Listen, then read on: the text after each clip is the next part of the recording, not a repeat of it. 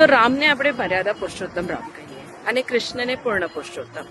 કેમ કે કૃષ્ણ એક એવો પ્રભુ છે કે જેને એની પ્રભુતાની પહેલેથી જ ખબર હતી.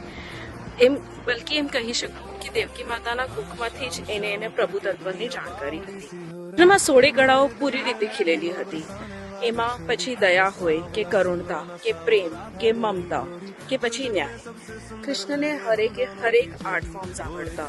પછી સંગીત હોય કે નૃત્ય કે પછી વાદ્ય. અને એમની યુદ્ધ નીતિ અને રાજનીતિ પર જેટલા ક્લાસીસ કરીએ એટલા ઓછા છે. હરેક ક્ષણમાં પૂરેપૂરું જીવ્યા છે. હરેક પરિસ્થિતિનો પૂરેપૂરો સામનો કરે છે. સાચો સામનો કર્યો છે. કદી પણ કોઈ પણ બહારના સર્કમસ્ટન્સીસને પોતાના મન પર હાવી થવા નથી દીધું. પોતાના ડિસિઝન્સને ઇમ્પેક્ટ થવા નથી દીધું. અને એટલે જ કદાચ કૃષ્ણ આપણને હરેક પરિસ્થિતિમાં વાલા લાગે છે. હરેક રૂપે આપણને પસંદ આવે છે.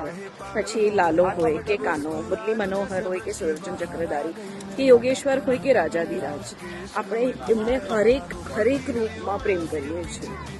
અને એ પોતે પણ આપણને હરેક રૂપમાં મળે છે. પછી પુત્ર હોય કે પિતા, ભાઈ હોય કે મિત્ર, પ્રેમી હોય કે પછી ગુરુ. જય દ્વારકા.